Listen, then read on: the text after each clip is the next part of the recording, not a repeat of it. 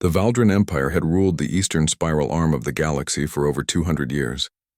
Their ships were massive, and their weapons could turn entire planets into dust. Every species they met either joined them willingly or was crushed under their military might. 17 star systems had fallen to their fleets, and not once had they faced real resistance.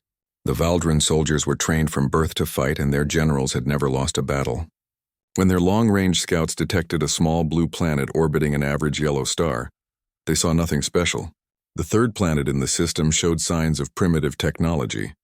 Radio signals bounced around the planet in chaotic patterns. Simple satellites orbited in low atmosphere. A few basic ships floated near a tiny gray moon. The scouts sent their report back to the Empire, and the response was immediate. This world would be added to the collection. Captain Jake Morrison was eating breakfast in the officers' mess when the alarm went off. He dropped his coffee and ran to the bridge of the ESS Defender. The ship was humanity's newest deep space frigate, built in secret over the past 5 years in the asteroid belt between Mars and Jupiter. Morrison had commanded her for only 3 months, but he knew every system by heart. His crew was small, just 40 people, but they were the best Earth had to offer. Lieutenant Amy Carter was already at her station when Morrison arrived. She pointed to the main screen where a message was being decoded. The message was in a language no human had ever seen before, but the translation software worked quickly. Within minutes, the words appeared on the screen in plain English. The message was simple and cold. It said that the primitive species of the third planet had been selected for incorporation into the Valdran Empire. All military forces were to power down immediately. All governments were to prepare for transition of authority. Resistance would result in complete destruction from orbit. The species had 72 hours to comply. Morrison read the message 3 times. Around him, the bridge crew sat in stunned silence. Carter finally spoke up and asked if this was really happening. Morrison nodded slowly. First contact with alien life, and it was an invasion force. He asked Carter to open a channel to Earth Command. Within seconds, his screen showed General Frank Pierce sitting in his office deep below Colorado. Pierce had already seen the message. His face was grim but not surprised. Morrison asked for orders, and Pierce told him to hold position and wait. Then Pierce smiled slightly and asked Morrison if he wanted to send humanity's response. Morrison understood immediately what Pierce meant. For 50 years, humanity had been preparing for this exact moment. After the Cold War ended and the nuclear powers stopped pointing missiles at each other, a new question emerged. What if the threat came from above instead of across the ocean? What if first contact was not peaceful? Every military on Earth had quietly shifted focus. New weapons were designed. New tactics were developed. Satellites were launched that had nothing to do with communication or weather monitoring. The moon base that the public thought was for scientific research was actually something very different, and every soldier, every pilot, every commander had been briefed on the same protocol. If hostile aliens ever showed up, humanity would not beg for mercy. Morrison told Pierce he would be honored to send the response. He turned to Carter and told her to open all channels. Broadcast on every frequency the Valdran had used and every other frequency humanity could generate. Make sure the message was translated into their language and standard galactic and anything else in the database. Carter worked quickly, and within 5 minutes she nodded. The channel was open. Morrison took a breath and spoke clearly into the microphone.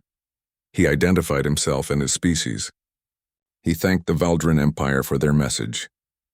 Then he delivered humanity's response. He told them that Earth had received their surrender demand and wanted to offer some advice in return. "Run now," he said. "Run while you still can." Then he closed the channel and waited. On the Valdran flagship, Admiral Krell listened to the human response with his command staff. When the translation finished, the bridge was silent for exactly 3 seconds. Then Krell began to laugh. His officers joined in, and soon the entire command deck was filled with the clicking and chirping sounds of Valdran amusement. The communications officer asked if they should respond to the obvious joke. Krell waved a manipulator appendage dismissively. There was no need to respond to primitives who did not understand their situation. The human ship that had sent the message was barely the size of a Valdran shuttle. Their entire fleet numbered 23 vessels. The invasion force had 4,000 ships, 4,000 against 23. The humans had kinetic weapons that threw pieces of metal through space. The Valdran had quantum disruptors that could tear apart molecular bonds. This would not be a battle. It would be an execution, but Intelligence Officer Vera Danes was not laughing. She floated in the zero-gravity section of the ISS Freedom Station, humanity's largest orbital platform. Her screens showed data streaming in from every sensor array Earth had deployed across the solar system.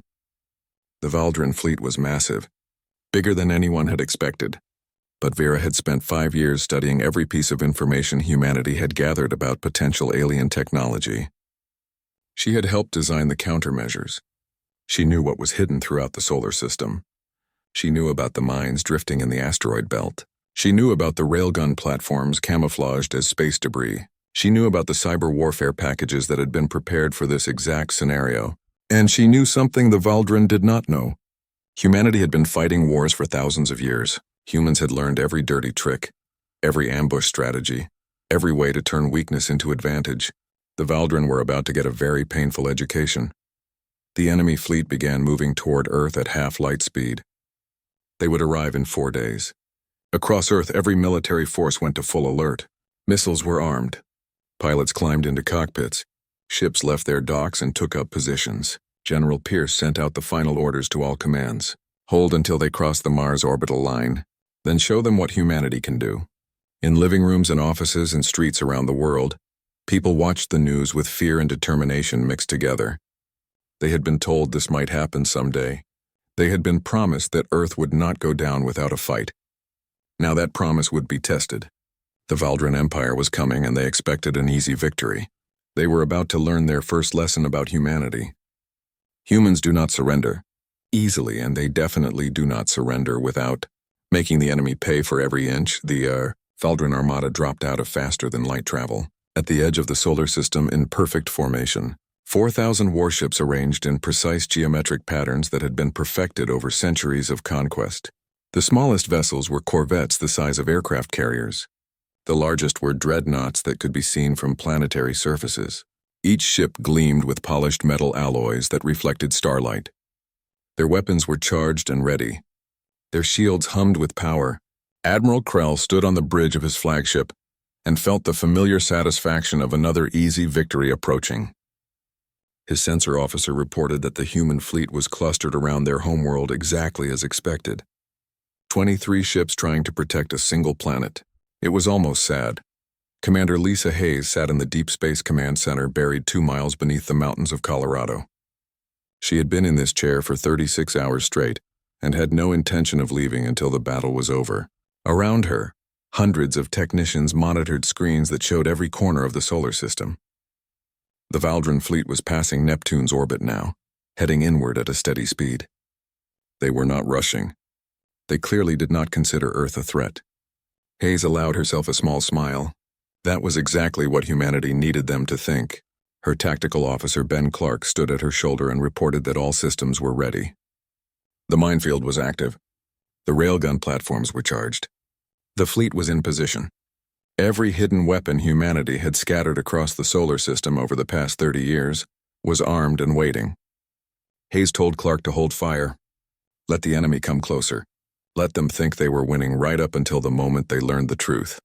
The Valdrin detected nothing unusual as they crossed into the inner solar system.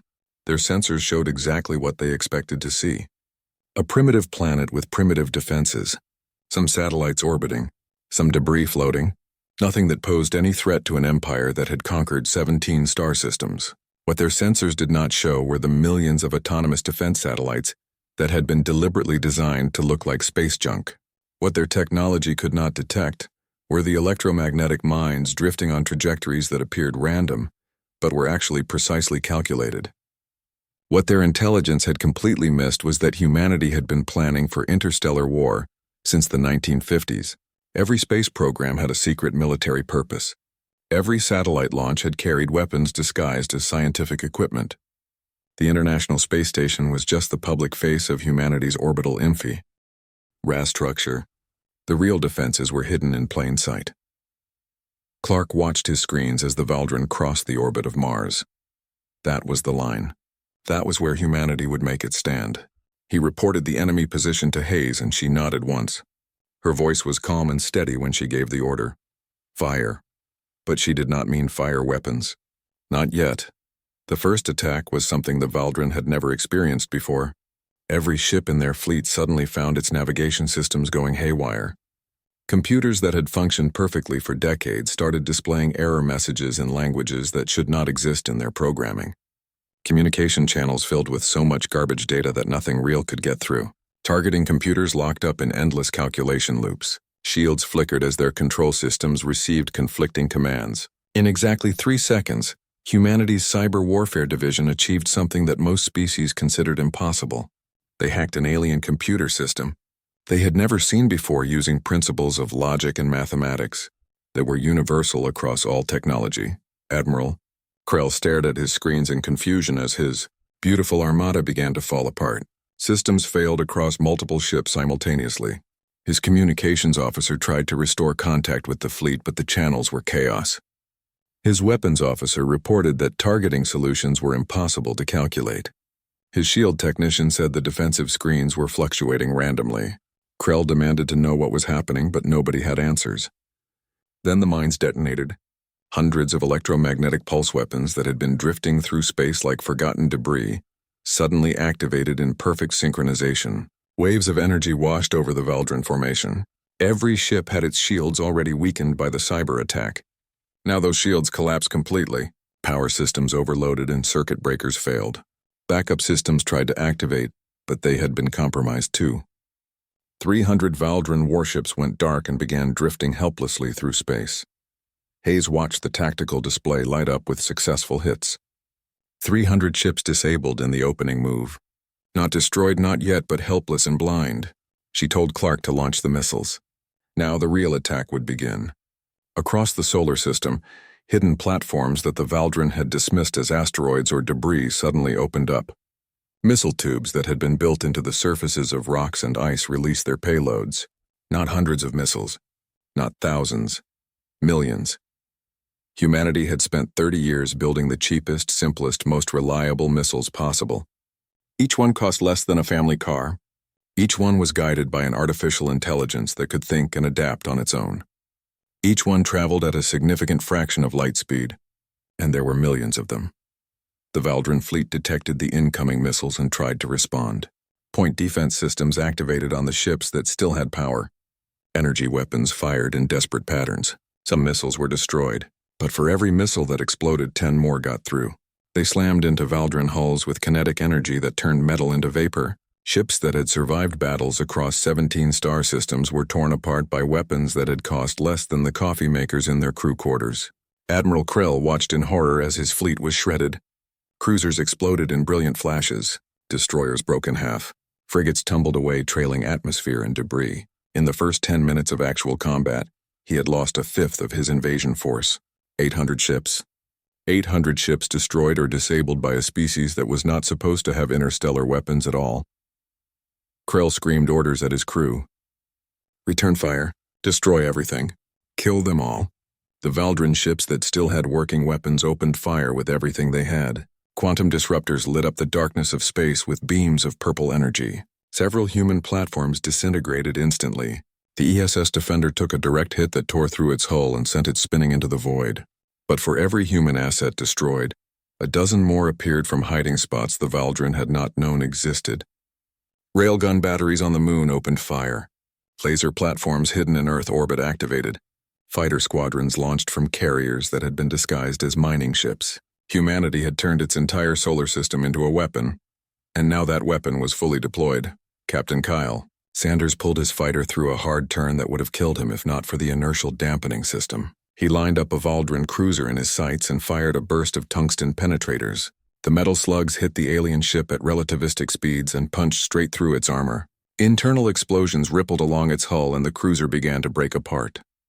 Sanders called to his squadron and reminded them of their training. These things were not gods.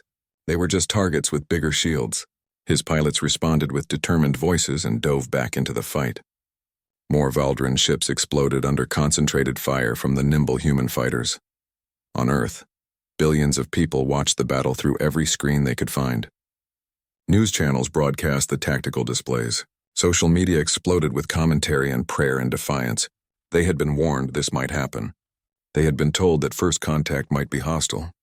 But they had also been promised that humanity would not surrender. That promise was being kept in fire and blood and the wreckage of alien warships. As the first day of battle ended, the Valdren had lost 800 ships. Humanity had lost about 40% of its fixed defenses and several ships. The numbers still favored the invaders, but the mathematics had changed. This was no longer an execution. It was a war, and humanity was very, very good at war. Admiral Krell pulled his remaining forces back to Jupiter's orbit to regroup and analyze what had gone so terribly wrong.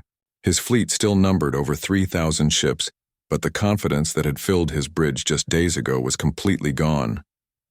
Officers spoke in quiet voices and avoided eye contact. The humans had done the impossible. They had hurt the Valdren Empire badly. Krell called his senior staff together and demanded answers. How had primitives defeated advanced technology? How had a species that barely reached its own moon destroyed 800 warships? His chief analyst pulled up data on the main screen and began explaining what they had learned. The humans used completely decentralized warfare. Every platform operated independently. Every ship made its own decisions. Destroying their command structure achieved nothing because there was no single command structure to destroy. Each unit adapted and responded to the battle in real time without waiting for orders from above. It was chaos made into strategy, and it was brutally effective. Krell's mandibles clicked together in frustration. His empire had always fought with clear hierarchies and organized formations. Discipline and order were the foundations of Valdren military doctrine. But these humans fought like insects, like swarms, like water flowing around obstacles.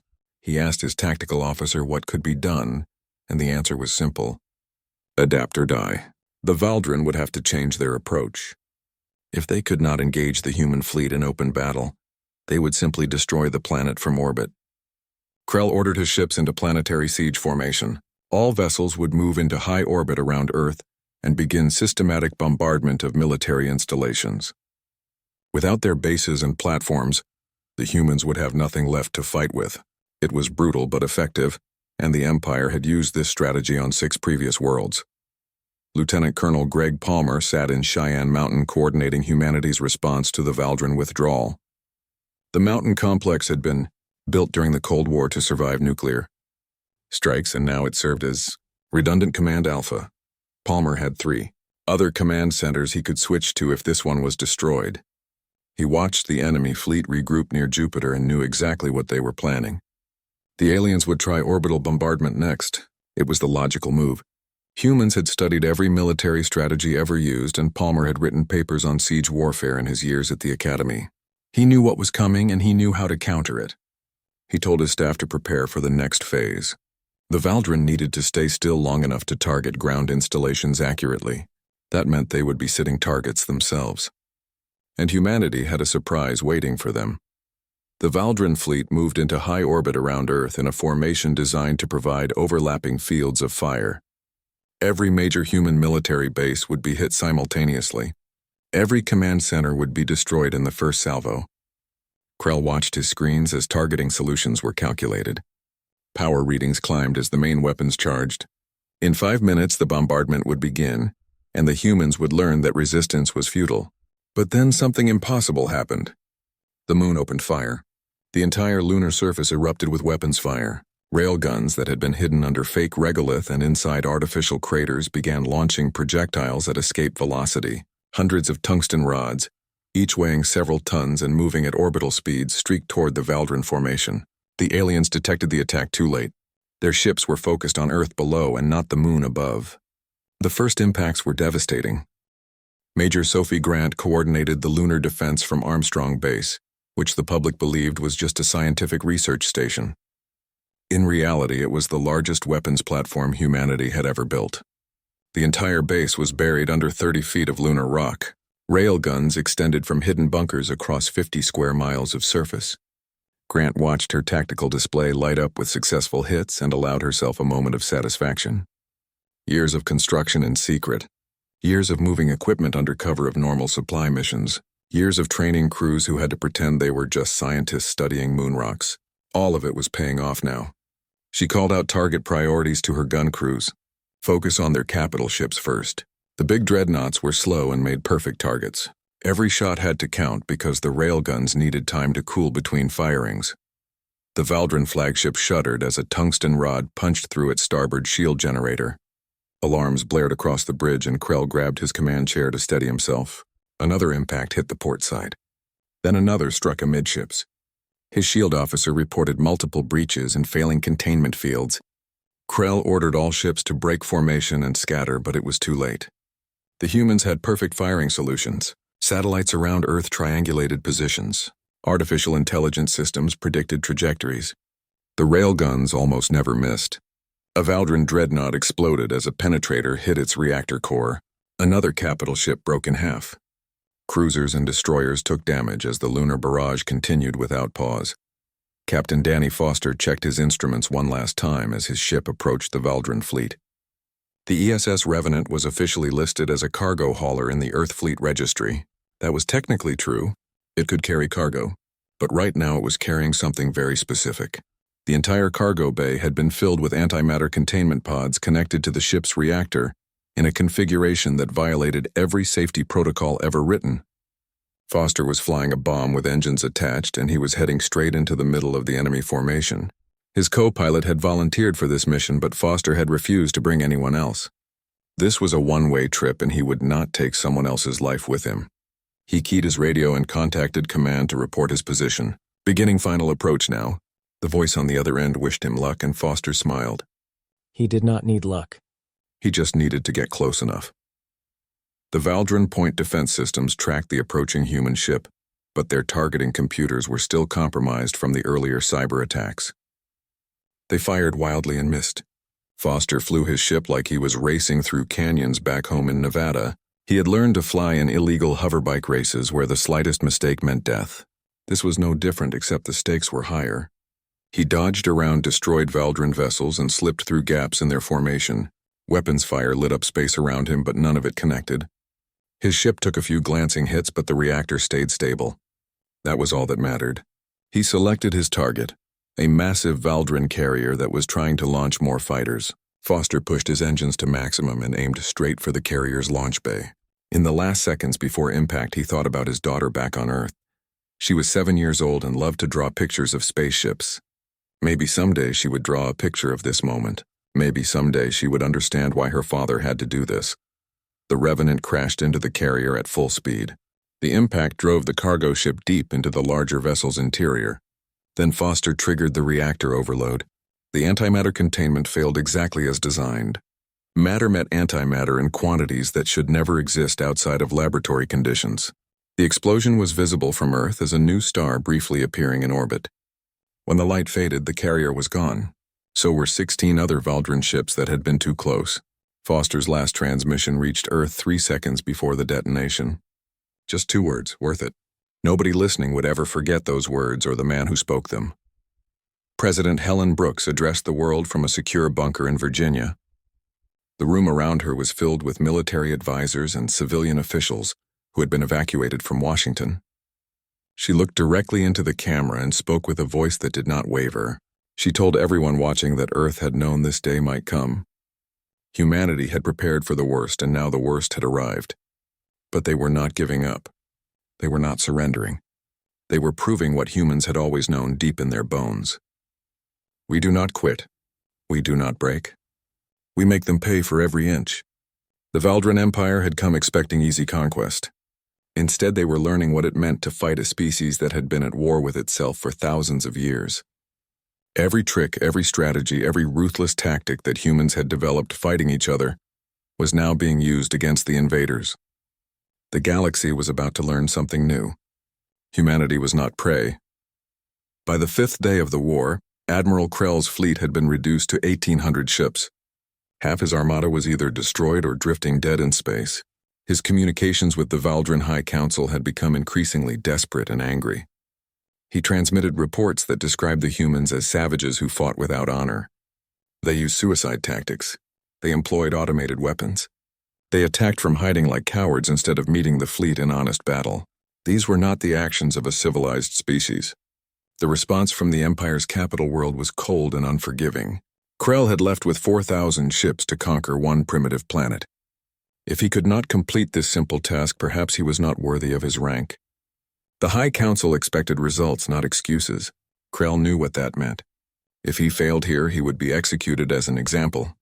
Failure was not tolerated in the Valdren Empire. Krell made a decision that he had hoped to avoid. The Empire possessed a weapon that was used only in the most extreme circumstances. It was called the Planetary Cracker, and it did exactly what the name suggested. The device could be deployed in orbit and would generate a resonance field that destabilized a planet's core. Within hours, the planet would tear itself apart from within. It was a weapon of last resort because it destroyed everything, including any resources the Empire might have wanted. But Krell was out of options and out of time. He sent orders for the device to be brought forward from the reserve fleet. It would arrive in 2 days. Then Earth would die and the humans would finally understand the cost of resistance, Commander. Kate Walsh operated from the submarine USS Defiance, somewhere deep in the Pacific Ocean. Humanity had learned long ago not to put all its command centers on land or in space. The ocean was vast and deep and perfect for hiding critical infrastructure. Walsh and her crew monitored Valdren communications constantly. The aliens used encryption that was sophisticated but not perfect. Human computers working in parallel had cracked most of their codes by day 3. When the order for the planetary cracker went out, Walsh's communications officer brought her the translated message immediately. Walsh read it twice and then contacted General Paul Dixon at Pacific Command. She told him the Valdren were bringing in something new, something big. The translation was imperfect, but her linguist believed it was a planet-killer weapon. Dixon's response was immediate and clear. Then we kill it first. Get me every asset we have left. Everything that can still fly or shoot. We hit them with everything at once. What remained of Earth's military assembled for what everyone knew would be the final battle. Every fighter that could still fly. Every ship that had working weapons. Every pilot who could still climb into a cockpit.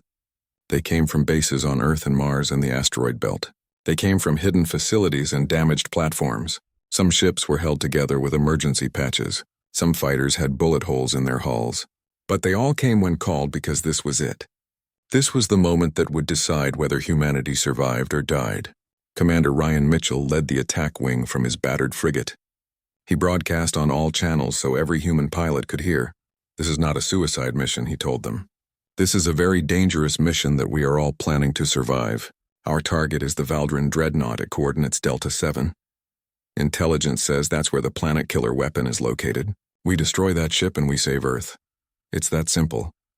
The human fleet launched toward the Valdren formation in a coordinated wave that the aliens initially interpreted as a final, desperate attack.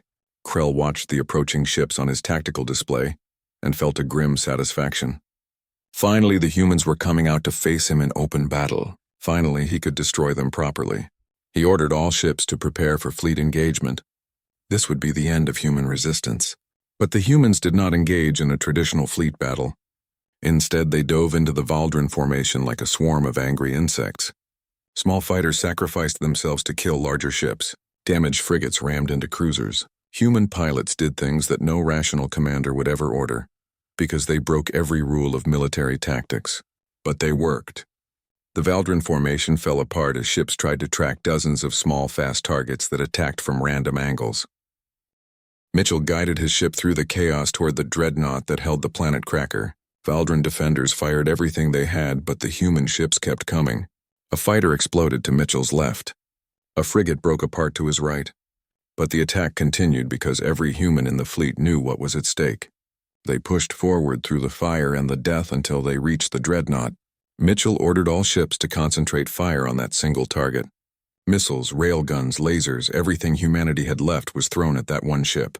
The dreadnought's shields held it first, but they were designed to fight capital ships, not swarms of small attackers. The shields began to flicker under the concentrated assault. Back on Earth, Dr. Ellen Price had been working without sleep since the war began. She was a physicist who specialized in energy systems and had been studying the wreckage of destroyed Valdren ships. Humanity had collected hundreds of pieces of alien technology from the battlefield. Price and her team had been taking it apart and trying to understand how it worked.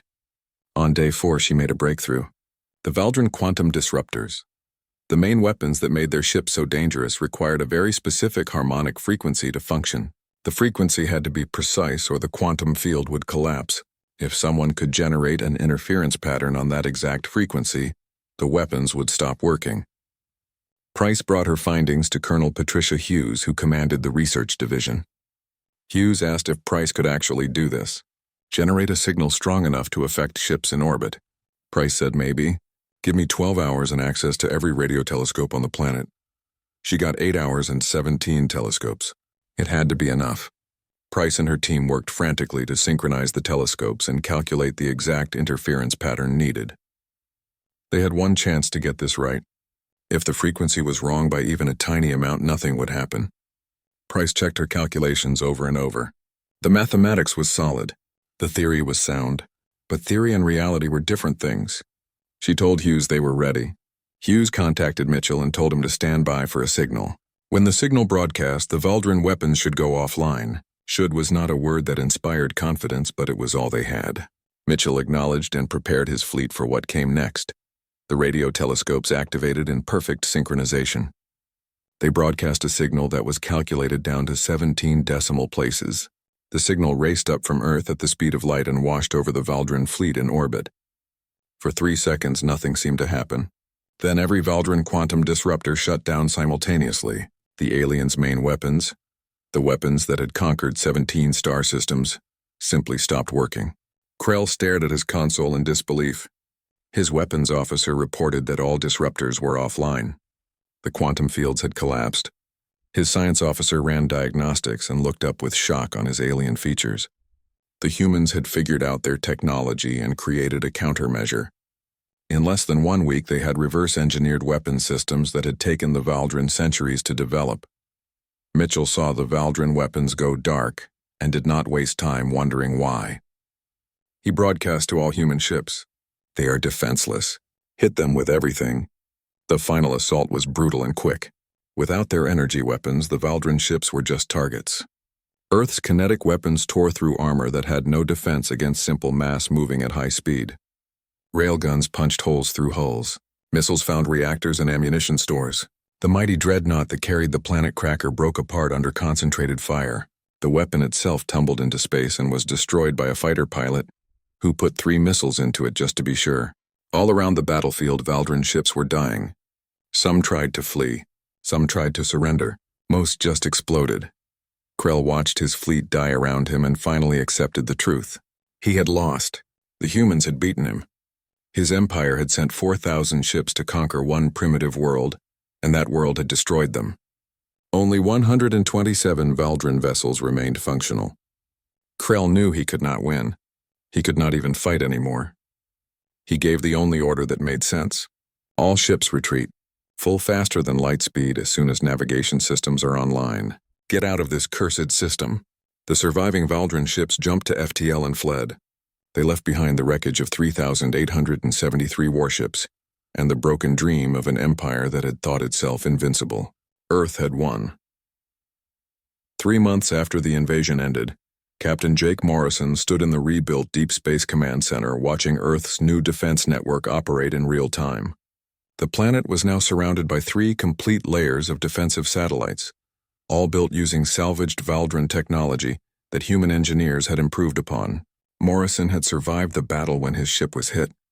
The ESS Defender had been torn apart, but the crew capsule had ejected successfully. He and 18 of his crew had floated in space for 6 hours before being rescued.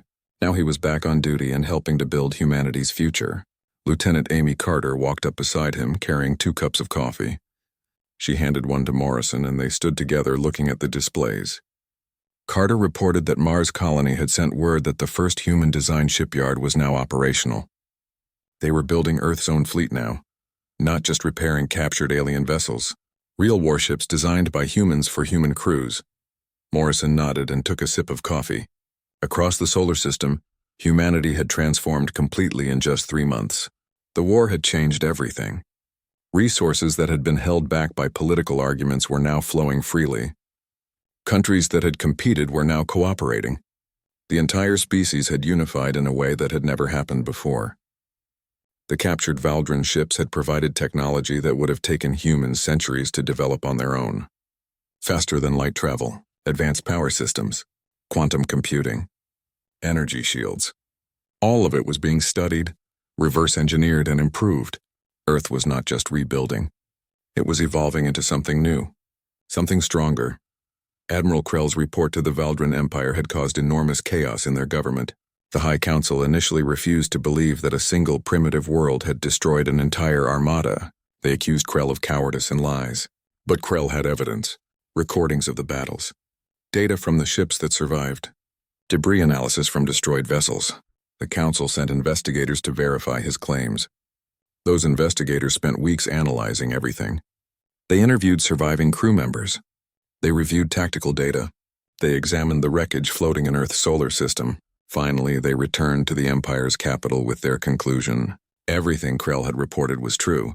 One primitive species had defeated 4,000 warships using tactics and strategies the Valdrin had never encountered. The investigators recommended that Earth be classified as a serious military threat and left alone. The Empire's response surprised everyone. They did not send another fleet. They did not threaten revenge. Instead, they sent Ambassador Theln aboard a single diplomatic vessel, broadcasting peace declarations on every possible frequency. The ship arrived at the edge of Earth's solar system and stopped, waiting for permission to approach. President Helen Brooks consulted with military commanders and world leaders before deciding to allow the meeting. If the Valdrin wanted to talk instead of fight, humanity would listen. But the meeting would happen on human terms in a location humanity controlled. Ambassador Theln agreed to every condition without argument. His ship was escorted to a neutral station that had been built specifically for this meeting. The station had enough weapons hidden in its structure to destroy a small fleet if necessary. The meeting took place in Geneva on Earth because Brooks insisted the ambassador come to humanity's homeworld. Theln agreed even though it meant landing on a planet that had just destroyed his people's invasion force. He arrived with only 2 guards and a translator. Brooks met him in a conference room surrounded by soldiers from 12 different nations and representatives from every major government. The room was designed to be intimidating, and it worked. Theln looked nervous as he approached the table. Through his translator, he expressed the Empire's desire to establish diplomatic relations. The Valdrin Empire recognized humanity as a sovereign military power and wished to opt in peaceful communication. Brooks listened to the formal speech without expression. When Theln finished, she asked him a simple question. You tried to conquer us 3 months ago, and now you want to be friends. Why should we believe anything you say? Theln's response was surprisingly honest. He said the Empire had made an error in judgment based on incomplete information. The Valdrin respected strength above all else. Humanity had demonstrated considerable strength. More importantly, humanity had demonstrated the ability to adapt and innovate under pressure. Those were qualities the Empire valued. Fighting Earth again would be costly and achieve nothing. Better to negotiate and learn from each other. Brooks asked what would happen if humanity refused diplomatic relations. Theln's answer was immediate. Then we will leave you in peace and mark your system as restricted territory. The Empire does not seek to fight humanity again. There was fear in his voice when he said it, and everyone in the room heard it clearly. Over the following weeks, humanity debated its future intensely. Some nations wanted complete isolation, build defenses, and never trust the galaxy. Others wanted revenge. Take the fight to the Valdrin and show them what real war looked like. But most people wanted something different. They wanted to explore, to learn, to take humanity's place among the stars not as conquerors or victims, but as equals who had proven they could not be pushed around.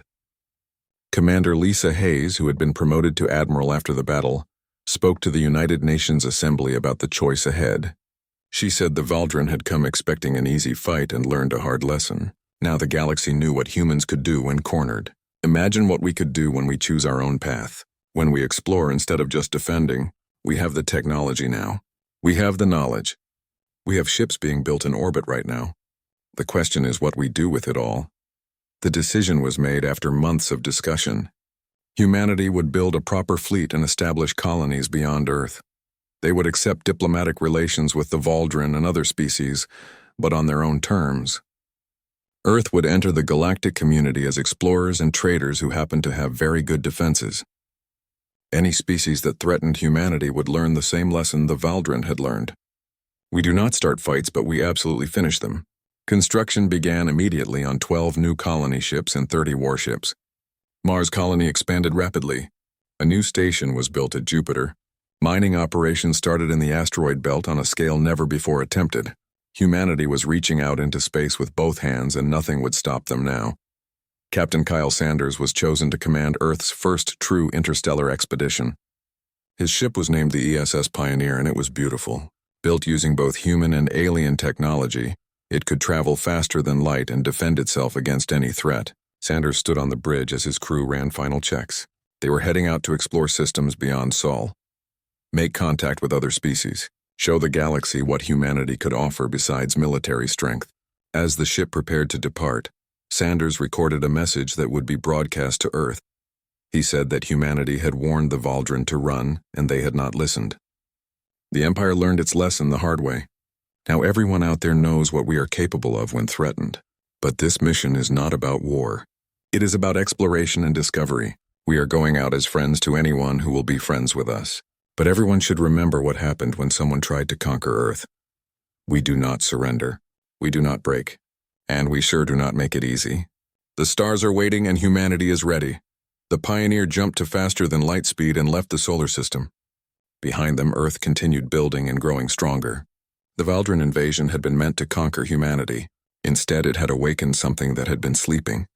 A species that had fought itself for thousands of years now had a common purpose: unity, exploration, defense. Across the galaxy, other empires and species heard the story of Earth, the primitive world that destroyed an armada, the species that refused to quit even when facing impossible odds, the humans who warned their enemy to run. Some saw it as a cautionary tale about underestimating unknown species.